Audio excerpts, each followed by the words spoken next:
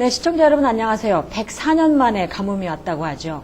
땅도 갈라지고 농심도 갈라집니다. 그리고 가을철 식탁을 걱정하는 우리 소비자들의 마음도 갈라지고 있습니다.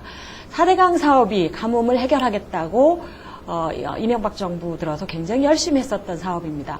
그 4대강 사업과 가뭄 해결 과연 어떤 연관성이 있고 어떤 문제가 있는지 오늘 자세히 이야기 나눠보겠습니다. 충청남도 4대강 특위위원장이시고요. 운하반대 교수 모임의 대전 충남 지역 공동대표를 맡고 계시는 허재영 교수님 이 자리에 오셨습니다. 대전대에 지금 계시고요. 허재영 교수님 시청자들하고 인사 좀 나누시죠. 네, 안녕하세요. 허재영입니다.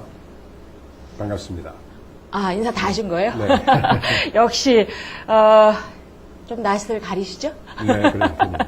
네, 인터넷을 통해서 4대강 문제에 굉장히 많은 네티즌들이 관심을 갖고 있었고, 지난 4년 동안은 거의 운하 4대강 사업 반대 정말 열심히 했었던 네티즌들이었는데요.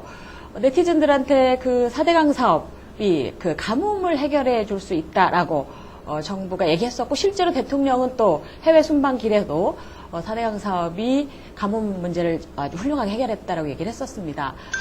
4대강 사업 반대 운동을 열심히 하셨던 전문가로서, 그리고 충남에서 금강에서 그런 역할을 하셨던 분으로서 어떻게 평가를 하시나요? 네. 4대강 사업은 잘 아시겠지만 홍수 문제를 해결하고 가뭄을 극복하고 수질을 개선하고 생태계를 복원하는 것을 목표로 해서 시작이 됐던 사업이죠. 그렇죠. 홍수 문제와 생태계 문제는 좀 논외로 치고 우선 가뭄 문제가 지금 현재 주요 현안으로 되어 있으니까 가뭄 문제를 잠깐 말씀을 드려보죠. 4대강 사업은 저부터 가뭄과는 그다지 상관이 없는 사업이었습니다. 가뭄을 해결한다는 캐치프레이즈를 내걸고는 있었지만 가뭄과는 별로 상관이 없었던 이유가 뭐냐면 우리나라에서 일어나는 가뭄의 상태를 대체로 살펴보면 이 대하천, 즉 4대강과는 직접 관계없는 곳에서 주로 가뭄이 발생을 해왔죠. 주로 산간 계곡이라든지 고지대, 그렇습니다. 강이 없는 지역에서 가뭄이 일어났었죠? 네. 네. 충남을 예를 들면 지금 가뭄이 주로 일어나고 있는 데가 주로 홍성과 그 주변 지역인 서해안 지역이죠. 여기는 4대강과 거의 상관이 없는 곳입니다. 그러네요. 예. 그렇기 때문에 가뭄을 해결하기 위해서는 4대강 사업을 할 것이 아니라 가뭄 극복 사업을 별도로 했어야 옳은 일이죠. 4대강 주변에서는 그다지 이 가뭄 피해가 일어나지 않고 또 설사 가뭄이 왔다 하더라도 대하천에는 비교적 많은 양의 물이 흘러가고 있기 때문에 그 물을 양수에다가 쓰면 가뭄을 상당 부분 극복할 수가 있죠. 그런데 지금 홍성이라든지 보령이라든지 이 지역을 보면 실제로 물을 갖다 쓸 만한 물 자체가 부족한 그런 상태이지요. 그래서 4대강 사업을 하면서 일단 물그릇을 많이 키워놨으니까 가뭄 있는 지역에다가 물을 끌어다 주면 되는 거 아니냐. 네. 그래서 4대강 사업에다가 붙여내지 않았을까요? 네. 원래 토목 사업에서 가장 중요하게 생각하는 것이 이 안정성하고 경제성입니다. 안정성은 어떤 변화가 오더라도 어떤 형태의 재해가 오더라도 꾸준히 유지할 수 있어야 된다는 의미에서 안정성일 것이고요. 하나는 경제성인데 경제성을 따져보면 가뭄이 일어나는 지역에서 가뭄을 해결하는 것이 가장 안정적이고 현실적이고 경제성이 높은 편이죠. 그러니까 먼 곳에서 물을 끌어올리지 말고 가뭄이 있는 곳에서 퍼서 쓸 수 있는 방안을 그렇습니다. 말씀하시는 건가요? 그러니까 예를 들어서 홍성에 가뭄이 일어났는데 금강에 있는 물을 홍성까지 끌어가서 가뭄을 해결하겠다는 것은 방법으로서는 가능할지 모르지만 네네. 현실성이나 경제성 면에서는 매우 떨어지는 네네. 그다지 가치 있는 대안은 아니라고 말할 수 있죠. 근데 지금 정부가 4대강 사업에 가뭄 해결 얘기를 붙이는 것은 어쨌든 4대강 사업은 해야 되겠고 홍수만 막는다고 하면 안 되니까 가뭄 해결도 같이 할 수 있다 이렇게 좀 묶은 거다 이 말씀이신 거죠? 두 개는 목적이 상반되는 거다. 네, 아마도 머릿속에서는 가능한 얘기죠. 조금 전에 이야기가 나왔던 것처럼 4대강에서 보를 만들고 거기에서 물을 일정 부분 확보를 하고 나면 그 물을 물이 필요한 다른 곳에다가 보내줄 수 있다라는 머릿속에서의 계산은 가능할지 모르죠. 근데 그게 현실성이 얼마나 있는가의 문제는 별개의 문제이기 때문에 일단 저희들이 보기에는 그다지 현실성이 없어 보이는 문제가 아닌가 이렇게 생각하고 있는 거죠. 돈은 너네로 치고 상상력은 매우 뛰어난데 해결 가능성은 별로 없어 보이는 거죠. 그런 게 됐군요. 그런데 지금 사람들이 4대강 사업 얘기하면서 가뭄이 워낙 심각하니까 4대강에서 물을 끌어다 쓸 수 있는 방법들을 자꾸 만들어야 되는 거 아니냐 이런 얘기들을 하는 분들도 있고 네. 실현 가능성은 없다고 하셨지만 또 하나는 그 가뭄이 실제로 있는 현장에서는 너무나 목이 타니까 다른 가뭄 대책을 자꾸 얘기하고 있는 것 같아요. 이를테면 지하수 관정을 판다든지 이런 부분. 100년 빈도의 가뭄 대책도 있을 것 같아요. 200년 빈도 홍수 대책을 4대강으로 만들었듯이 가뭄 대책은 사실상 별로 없었던 건가요? 손을 놓고 있다가 지금 이렇게 당하고 있는 건가요? 가뭄 대책이 전혀 없었던 건 아니죠. 나름대로 정부에서 가뭄에 대비하기 위한 정책은 있었는데 그것이 그렇게 체계적이었다라고는 말할 수 없을 것 같습니다. 예를 들자면 지금 당장 우리가 보고 있는 것처럼 가뭄이 일어나니까 가뭄에 어떻게 대처해야 될지 지금 우왕좌왕하고 있지 않아요. 네네. 그리고 새로운 또 대안을 계속 만들어내고 있고 이런 얘기는 다시 말하면 제대로 된 계획이 없었다라고 말할 수 있는 근거가 되는 거죠. 그렇기 때문에 지금이라도 가뭄에 대한 4대강 사업과 같은 그런 형식이 아닌 진정으로 가뭄을 해결할 수 있는 그리고 장기적으로 영구적으로 가뭄 문제를 완화하거나 해결할 수 있는 그런 방안을 수립해야 될 거라고 봅니다. 이번 기회에 정말 제대로 가뭄 대책 만들어라 이런 요구를 시민사회나 학계에서 할 수도 있는 거겠네요. 그렇죠. 네. 가뭄 문제에서 조금 좀 지나서 그 4대강 사업의 중요한 문제 중에 하나가 이제 또 하나 곧 오게 될 장마잖아요. 아마 6월 말이면 장마가 시작될 거고 사실상 비가 온다 하면서 계속 안 오고 있는 상황인데 홍수 문제는 어떨까요? 그 작년에 비춰보면 홍수 대책은 역시 4대강이 홍수 대책도 안 됐다 이렇게 볼 수 있을 것 같은데. 4대강 사업이 홍수 대책이 전혀 안 됐다고 볼 수는 없을 것 같습니다. 왜냐하면 일단 준설을 깊게 해놨기 때문에 준설한 만큼의 그 수위 저하 효과는 있는 것이거든요. 그래서 홍수가 왔을 때 준설을 한 만큼은 효과가 있는 것은 분명합니다. 그런데 문제는 준설이라고 하는 건 하천은 생물같이 살아있는 것이어서 계속해서 우리가 준설했다 하더라도 퇴적이 계속해서 일어나거든요. 그랬죠.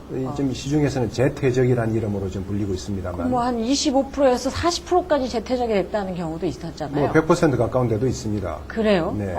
이제 그러니까 이미 재퇴적이 채 1년도 지나지 않은 상황에서 재퇴적이 상당히 일어나고 있고 뭐 30% 내지 40%를 한다 하더라도 이게 2, 3년 지나면 거의 원상 회복이 된다는 얘기도 가능하거든요. 계속 준설하지 않으면 다 쌓일 거다. 네. 예. 그렇기 때문에 실질적으로 일시적인 홍수 저감 효과는 있었지만 장기적으로 볼 때는 준설만에 의해서는 홍수 저감 효과는 그다지 별로 없을 것이다라는 것이 이제 예측이 되고요. 작년에 정부에서 그 4대강 사업을 했기 때문에 홍수 피해를 상당히 많이 줄였다라는 주장이 있었습니다. 근데 그것이 사실인가를 좀 확인을 해보니까 금강의 예를 들면 작년에 금강에 내린 비는 최대 한 확률 빈도로 따져서 15년 내지 20년 정도의 빈도의 비가 왔습니다. 15년 내지 20년 정도의 비는 우리 그 금강은 거의 전 구간이 100년 빈도로 지금 100년 빈도의 홍수에 대해서 안전하도록 정비를 해둔 상태이기 때문에 15년 내지 20년 빈도의 비가 내렸다고 해서 홍수 피해가 날 수는 없는 것이죠. 홍수 피해가 날 수 없는 그런 비에 대해서 홍수 피해를 경험했다는 것은 앞뒤가 맞지 않는 얘기죠. 그러니까 홍수를 예방하기 위해서 4대강 사업을 한 거고 수위는 일부 낮아졌을 수 있는데 실제로 현장에서 나타난 것으로 보면 조사를 해보니까 오히려 홍수를 더 키웠다는 얘기도 있었어요. 그 멀쩡하던 시설물들이 다 붕괴가 됐거나 아니면 역행 침식이라고 하나요? 쇄불 현상 이런 것들도 있었고 금강은 그런 문제에 대해서는 안전했었던 모양이죠, 비교적? 이제 그 준설로 인해서 기존의 시설물의 기초가 좀 드러나거나 해서 그것이 이제 붕괴되거나 하는 그런 문제는 있을 수 있습니다. 네네. 근데 금강의 경우에는 지류 합류부에 일부 그 하상보호공이라고 해서 하천 바닥이 좀 잘 견딜 수 있도록 네네. 시설을 해둔 것이 있는데 콘크리트를 바르는 거죠. 네네. 댐 바로 밑에를. 네. 네네. 그것이 드러나거나 네. 씻겨 내려가는 일은 있었죠. 그래서 이제 그런 부분적인 문제가 발생하긴 했는데 어쨌든 간에 그 4대강 사업 때문에 홍수 피해가 훨씬 커지지는 않을 것 같고요. 다만 이제 염려가 되는 거는 보호가 있기 때문에 보호 때문에 홍수위가 높아지고 그것 때문에 침수 피해가 늘어날 가능성 충분히 있습니다. 그래서 전문가들은 이 금강의 경우는 3개 보, 우리 전국으로 봐서는 16개의 보가 있는데 이 16개의 보를 수문을 어떻게 적절히 잘 조절할 수 있을까가 관건이죠. 그것이 만약에 보호 수문을 개폐하는 문제, 그걸 수문 조작이라고 이야기합니다만 네네. 수문 조작을 제대로 하지 못하는 수문 조작의 실패가 만약 일어난다면 대단히 큰 홍수 피해를 역으로 입을 수 있는 가능성은 충분히 있습니다. 그 수문이 제대로 작동이 안 된다라고 하는 얘기들이 많은데, 그래서 보에 물을 가두기 전에 이 수문 개폐 소위 시험이죠, 시험 가동 이런 것들도 제대로 안 돼서 문제가 될 수 있다 이런 예측도 있고, 같은 연관에서 소시력 발전소가 제대로 가동을 못한다. 네. 그게 다 실험실에서 계획에 의해서 했던 거랑 실제로 해보니까 안 되는 거고, 그런 사전 모의 실험을 안 했기 때문에 더 문제다 이런 얘기들도 있는데요. 네. 일단 대체로 보면 수문의 폭이 한 40m 정도 됩니다. 굉장히 넓은. 그 강폭에 수문이 한 4개에서 6개 정도 있죠. 예. 수문 한 짝의 폭이 40m가 되는 거죠. 한 짝 폭이 40m. 네. 엄청난 규모의 그러네요. 문입니다. 예, 예. 그 육중한 문을 그리고 길기 때문에 이것이 아주 정교하게 만들어져야 되거든요. 근데 이것이 조금이라도 만약에 비틀리거나 하면 수문 조작이 제대로 안 될 가능성도 있죠. 실제로 그런 사례가 있어서 이미 보수한 예도 있고요. 낙동강의 사례를 보면. 네, 네. 그렇기 때문에 그러한 유사한 문제가 앞으로도 일어날 가능성이 있고 또 지금 요새는 특히 여름철에 전기를 많이 쓰는데 경우에 따라서는 정전 사태가 올 수도 있습니다. 정전 사태가 일어났을 경우에 수문을 아예 개방하지 못하는 문제도 있을 수는 있죠. 물론 예비 전력 또는 그 발전기를 설치한다고 하긴 하지만 어쨌든 이 자연재해라고 하는 것은 우리가 예측하지 못한 경우에도 발생하고 있기 때문에 이런저런 것에 대해서 우리가 염려를 해야 되거든요. 대비가 되어 있어야 될 텐데 그런 경우라면 만약에 보호가 없었다면 일어나지 않을 재해가 예. 보호 때문에 일어날 가능성은 충분히 있는 것이죠. 하여튼 지금 본류 하천보다는 사실은 지류나 도시 하천의 문제가 더 심각했기 때문에 서울은 그럴 수는 있을 것 같은데, 본류의 범람 위험 가능성은 그렇게 크다고 보면 안 되겠죠. 사실 그걸 피하기 위해서 4대강 사업을 그 많은 양을 준설을 했던 거 아닙니까? 13억 톤의 물을 가둘 수 있을 만큼의 모래와 자갈을 파냈던 건데. 그러니까 준설을 했고, 네. 그 다음에 제방을 이제 높였고. 제방을 높였고, 네. 그 다음에 이제 그럼에도 불구하고 보가 있단 말이죠. 예, 예. 그러니까 보의 수문의 조작이 원활하게 아하. 우리가 기대하는 만큼 정확하게 이루어진다면 문제가 생기지 않을 수는 있습니다. 수문 조작에 실패할 경우에 범람 가능성을 가능성은 말씀하시는 거군요. 있는 네네. 것이고 그 네. 효과는 효과라 할까 그 영향은 상당히 클 수가 있다라는 네. 것을 염려하는 거죠. 수문이 잘 작동이 되거나 아니면 저희는 그런 얘기를 했었죠. 4대강 사업이 그런 홍수를 예방할 수 없으면서 오히려 홍수 피해를 키울 거라면 수문을 닫지 마라. 다 네. 올리고 있어라. 네. 그러면 문제가 없을 거 아니냐. 이렇게 얘기가 거꾸로 될 수도 있겠네요. 그렇죠. 그렇게 되면 수질 문제도 개선이 되겠죠. 개선되겠다기보다는 예, 예. 염려가 좀 줄어들겠죠. 예. 네. 수질 문제로 좀 넘어가 보죠. 자연스럽게. 지금 낙동강에서 낙동강 보전 시민운동본부, 부산운동본부가 그러니까 하늘에서 촬영을 한 사진들이 있는데 혹시 보셨어요, 교수님? 일부 봤습니다. 예, 어제 네. 신문에 굉장히 많이 났었는데 네. 상공에서 찍은 사진들을 쭉 하늘에서 사진 촬영을 해서 보여줬는데 녹조 이런 게 굉장히 심각해요. 네. 4대강 사업이 사실은 녹조 문제가 심각할 거다.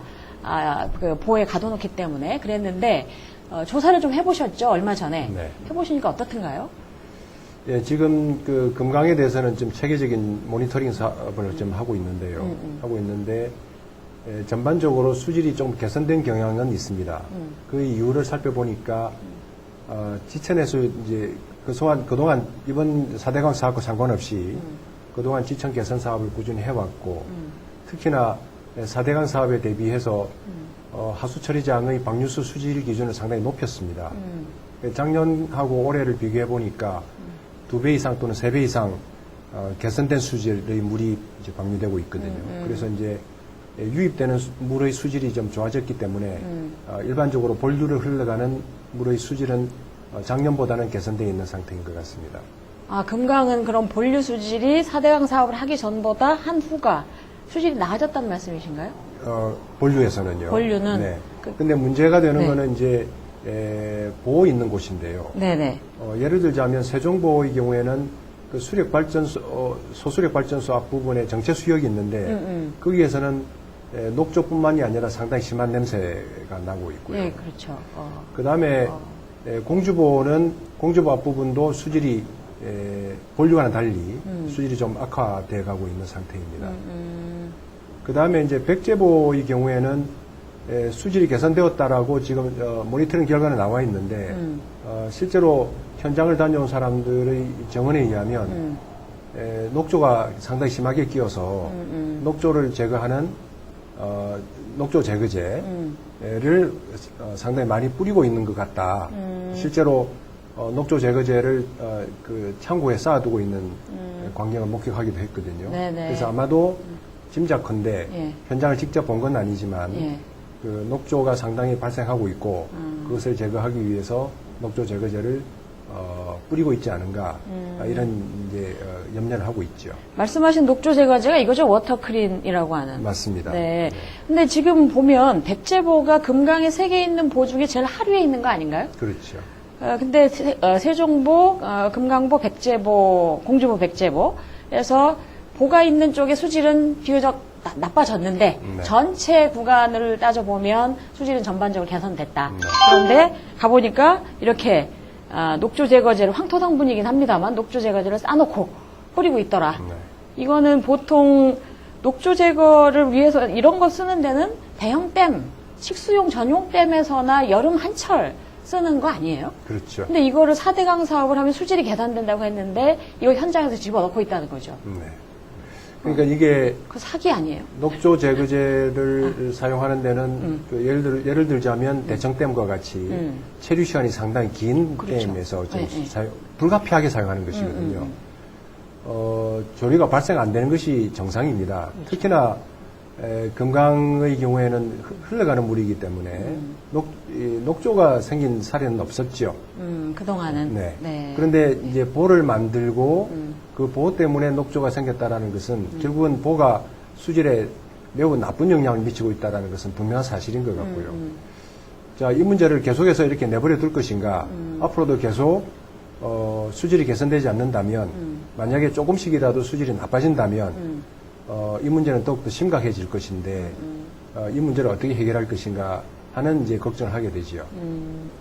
이제 충남도 4대강 특위를 운영하고 있는 데가 충남도하고 경남도밖에 없죠, 현재. 네, 네. 그런데 경남도도 그렇고 충남도도 그렇고 4대강 사업에 반대한다라고 하는 단체장이 공약을 걸고 이제 당선이 되셨는데 네. 두 분 다 상당히 저항을 하시긴 했습니다만 네. 그리고 시민사회랑 같이 해서 이제 사후 모니터링도 하고 그렇긴 하는데 결과적으로 4대강 사업을 막지 못했어요. 네. 그 중요한 시설들은 다 들어갔고 수질이 악화되는 이런 문제를 해결하지 못했고 홍수 예방에도 그닥 효과적이지 않았다. 부여나 서천 쪽에서의 홍수 예방이나 이런 것들이 그닥 효과가 좀 없었다 이렇게 보여지기도 하는데 그 부분에 대해서 그 충남도지사의 입장은 지금 어떠신 상황인가요? 글쎄, 뭐 도지사 입장을 제가 말할 수 있는 입장은 아닙니다만. 네네.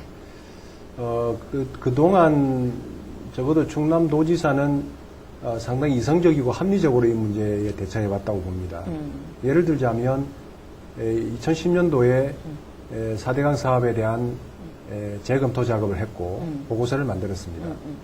약 한 300페이지 되는 보고서를 만들어서 청와대에 전달을 했죠. 만약에 그 이성적인 청와대라고 한다면 그 보고서를 면밀히 검토하고 무엇이 문제인가, 문제점을 개선하는 방향이 뭐가 있을까를 서로 논의하는 것이 일반적이고 합리적인 조치라고 생각합니다.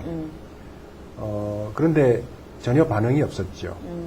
그리고 도지사의 입장을 여러 차례 표명을 했죠. 4대강 사업은 이 상태대로는 계속 진행하는 것은 옳지 않다. 그래서 여러 가지 문제점이 좀 노출되어 있고 그 문제점을 개선할 수 있는 방향으로 4대강 사업이 진행되어야 되지 않느냐라는 그런 요지의 발언을 여러 차례 한 걸로 알고 있습니다. 그 이상 도지사가 할 수 있는 게 현실적으로 도지사가 할 수 있는 권한이라든지 역할이 거의 없습니다. 그래서 도지사의 권한 내에서는 나름대로는 최선을 다하지 않았느냐 그렇게 평가하고 있습니다.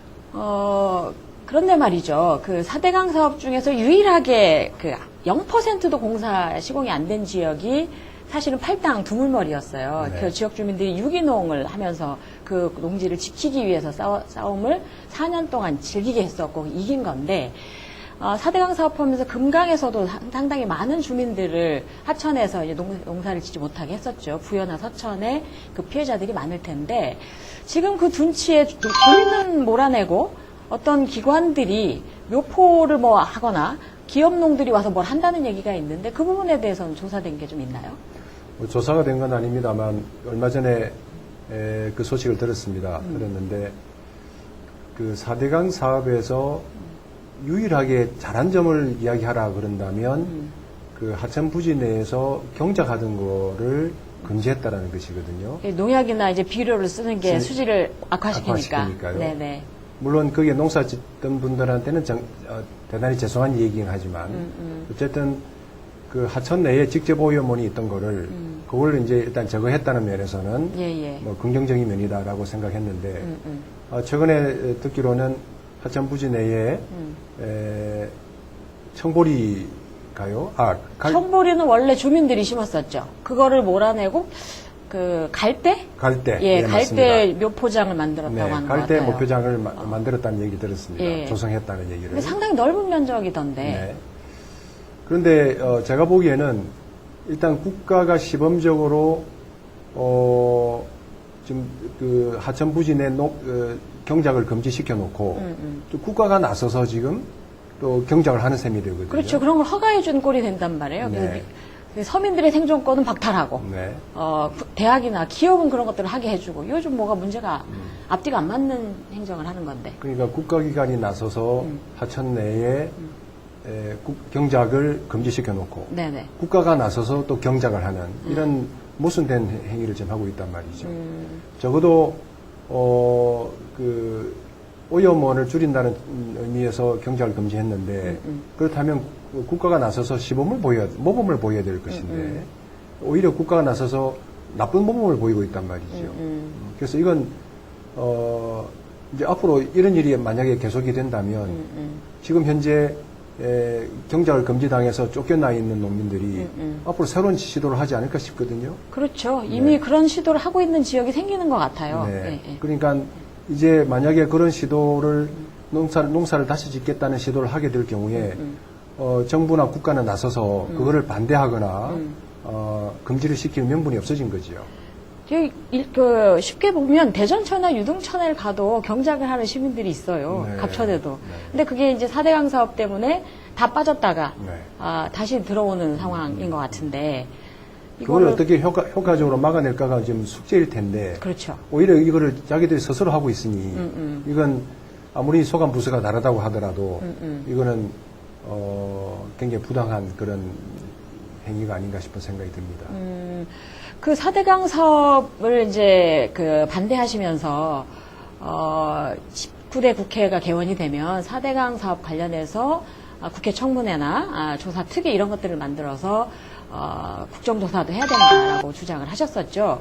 지금 이제 그 여야 협상이 거의 끝나서 국회가 개원이 되면 그 문제를 다룰 것 같은데 시민단체들 혹은 그 교수 모임 뭐 준비하고 계신 게 있나요? 글쎄요, 이제 그 야당이 그 이전 18대인가요? 네네. 18대보다는 조금 힘이 좀 세지지 않을까 싶은 생각이 그렇죠. 들고요. 인원수도 좀 늘어났고 네. 국토해양위원장도 아마도 민주당에서 하게 될 것 같아요. 그렇게 되면 아무래도 이제 하천의 4대강 사업으로 인해서 훼손된 하천의 복원 문제를 좀 더 중점적으로 다룰 수 있지 않을까 싶은 생각이 들고, 이것이 국가 사업에 반대하거나 또는 어떤 정권에 반대하는 차원의 문제가 아니라 하천을 정말 진정하게 하천을 살릴 수 있는 그런 움직임이 좀 필요하지 않을까 싶은 생각이 들고, 아마도 시민단체에서는 그것을 대비해서 준비를 하고 있을 거라 생각합니다. 4대강 사업이 국민들의 그 일관된 반대 속에도 강행이 됐던 거예요. 그런데 아까 이제 우리가 같이 얘기를 나눠봤지만 가뭄, 홍수, 수질, 생태계 대책 아무것도 없었다. 사실상 그냥 수로를 파서 사실은 운하 사업을 하고 싶었던 거 아니냐. 이거에 대한 것들을 명확하게 좀 규명을 하고, 그래서 4대강의 생태계와 수질을 망친 사람들이 좀 책임을 지게 해야 되는 거 아닌가요, 교수님? 너무 점잖게 말씀하시는데? 네, 실질적으로 운하의 예를 우리는 지금 경인운하, 아라뱃길에서 그렇죠. 지금 보고 있잖아요. 네네. 그래서 아라뱃길은 물론 좀 성격이 다르긴 합니다만 원래 굴포천이라고 하는 인공수로가 있었고, 예. 그 수로를 좀 개선해서 이제 운하를 만든 것이기 때문에 4대강 사업과는 좀 성격이 다르긴 합니다만 4대강 사업, 운하 사업의 효과를 좀 보고 있는 거죠. 4대강 사업의 효과도 아마 아라뱃길에서 보는 그런 효과를, 영향을 동시에 보게 되지 않을까 싶은 생각이 들고, 이 사업에 뭐 피동적으로 참여한 사람들도 많이 있을 겁니다. 대부분은 자기 현재의 입장 때문에 피동적으로 움직였을 거라고 봅니다만, 적어도 이 문제에 적극적으로 찬동하고 주도적인 역할을 한 사람들에 대해서는 사회적인 책임은 져야 되지 않을까 싶은 생각이 듭니다. 예를 들자면 4대강 사업본부장이라든지 또 그 산하에 있는 또 한 분의 부본부장이 계시죠. 네, 차윤정 씨 얘기하시는 거죠, 지금? 뭐 그런 분들은 제가 개인적으로도 어떻게 책임질 거냐고 질문을 한 적은 있습니다만 사회적인 책임은 불가피하게 될 거라고 저는 봅니다. 정치, 사회, 경제적 책임을 다지게 만들고 이후에는 절대 어디 가서 이런 주장을 앞장서서 못하게 만들어야 되지 않을까 싶어요. 그러니까 이게 사람이기 때문에 그런지 모르겠는데 하나의 생각에 함몰되면 다른 것을 못 보게 되는 것이 아닌가 싶은 생각이 들어요. 그래서 주변에서 아무리 이게 아니다라고 이야기해도 그게 귀에 들어오지 않는 거죠. 아마 그래서 그런 것이 아닌가 저는 이해하려고 합니다. 네. 하여튼 오늘 교수님 4대강 가뭄에서 시작해서 4대강 사업이 정말 우리 지역민들에게 필요한 사업이었는가, 그리고 실제로 정부가 당초에 목표했었던 가뭄과 홍수, 그다음에 수질과 생태계, 그리고 핵심적으로 일자리, 이런 문제들 해결했는가를 얘기를 좀 해봤는데요. 마지막으로 못하신 혹시 미진한 말씀 있으시면 좀 마지막으로 말씀을 하시죠. 네. 4대강 사업에 대한 여러 가지 논란이 있어 왔고 앞으로도 논란은 당분간 지속될 것 같습니다. 지금 가뭄 때문에 많은 고통을 겪고 계시는데 가뭄 때문에 고통을 겪고 계시는 국민에게 위로의 말씀을 드리고, 또 저는 토목을 하는 사람으로서 그 가뭄을 극복하는 데 도움이 되지 못하고 있다는 것이 좀 가슴이 아프고요. 또 조금 지나면 이제 또 본격적인 이제 장마철에 들어서게 될 텐데 올해는 집중호우가 상당히 많이 내릴 거라는 예보가 있습니다. 그래서 또 이 4대강 때문에 또 많은 홍수 피해를 입지 않을까 염려가 되는데 가능하다면 저는 4대강 사업을 문제가 있다라고 생각하는 사람이면 분명하지만 4대강 때문에 피해를 입는 일이 생기지 않았으면 좋겠습니다. 네. 그 가뭄으로 목말랐던 대지가 장맛비로, 홍수로 또 한 번 침탈당하는 일이 없었으면 좋겠습니다. 시청자 여러분, 많은 준비를 하시고 안전하게 여름 준비하셨으면 좋겠습니다. 오늘 여기까지 마치겠습니다. 고맙습니다.